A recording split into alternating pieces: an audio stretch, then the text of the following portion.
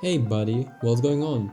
You asked me a question and I ask you one in return. Are all cookies the same or are they not? Of course, I do have an answer, because what else would I talk about during these minutes? By the way, I'm telling you a story. If you don't know me yet, I'm Liwayne. Take something to eat, grab a drink and let me move forward with this small story.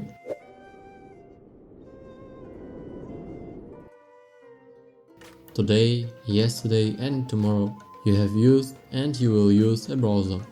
It doesn't matter which browser it is or from where you access your website. Every single one of them presents you with a cookie list.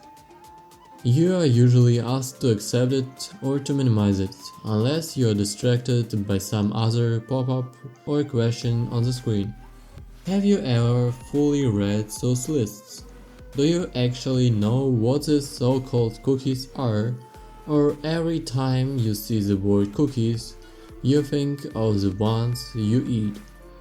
What do corporations and individuals really use them for? Take a moment and answer these questions to your screen, whether you know the answers or not. They are rhetorically, and you do not have to answer them at all.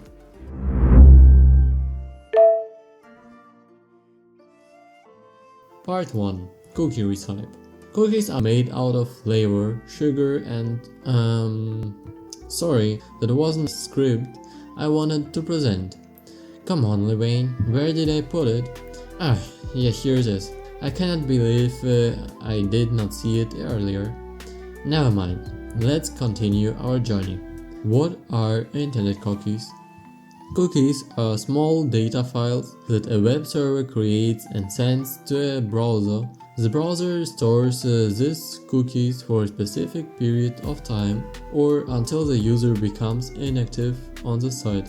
With every subsequent request, the browser sends the cookies back to the server.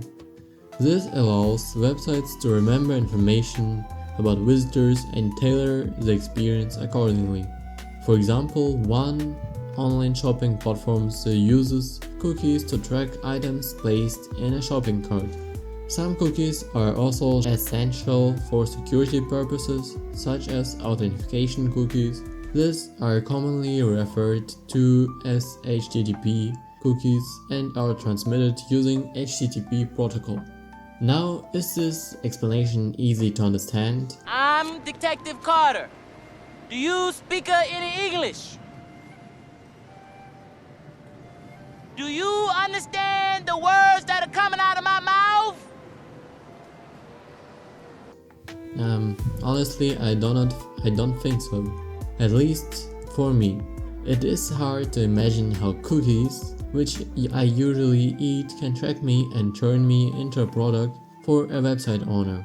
I understand things much better when they are visualized or broken down into steps. So, here's a simpler version. You open your browser, then you open a website. Almost immediately the website asks for permission to improve your experience. In reality, this often means permissions to track your behavior. You can say yes or no, but in practice, the usual no often still allows the site to collect basic functional data. The website then creates a file containing information about your interactions, such as clicks, time spent on pages, or preferences. While this data is limited without full consent, it still helps the site function and optimize itself. After you leave the site or after a certain period of time, these cookies are sent back to the web server and stored.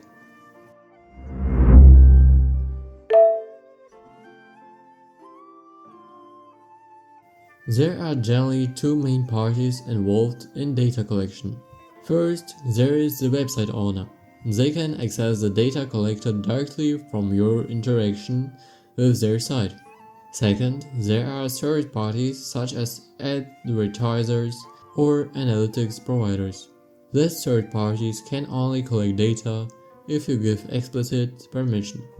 And in most cases, you can revoke this permission at any time. However, Doing so may limit functionality or prevent you from using certain services unless you agree again. There is a well-known statement that applies to most social media platforms and free apps. If you are not paying for the product, then you are the product. Your data is often the currency that keeps these services running and profitable. So, what kind of data is actually being collected and sold? Nearly everything you willingly or unknowingly provide to the internet, such as login details, email addresses, approximate location, device information, browser type, and user agent data. In addition, search queries, interests, interaction patterns, and usage habits are often collected as well. This data is used in multiple ways. Sometimes it results in targeted ads that you do not need or want. Other times it is used for market analysis, behavioral research, or to train algorithms and AI systems.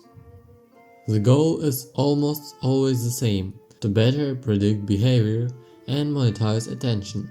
You might wonder how much your data is worth. The exact value is difficult to define, as prices vary depending on data type, quality, and market demand. Studies and data brokers suggest that large datasets of users' records can be worth hundreds of dollars per 100,000 entries. Sometimes are more, sometimes less. Individually, your data may seem insignificant, but at a scale, it becomes highly valuable. Can I counteract this? Yes, to some extent you can. While data collection is often legal and deeply integrated into modern services, there are still ways to reduce your exposure. One simple step is limiting your use of social media or using these platforms without providing unnecessary personal information. Additionally, using ad blockers or privacy-focused browser extensions can significantly reduce tracking. Many of these tools block not only ads but also hidden trackers. On mobile devices, this becomes even more important as many apps continuously attempt to collect data in the background, sometimes resulting in hundreds of thousands of tracking records per week. Another effective method is manually controlling app permissions. Reviewing access to location, notifications, camera, microphone, and even internet connectivity can greatly improve your digital privacy. These small actions add up and can noticeably reduce the amount of personal data flowing into internal databases. In the end, complete privacy is difficult to achieve, but awareness and conscious choices can make meaningful difference.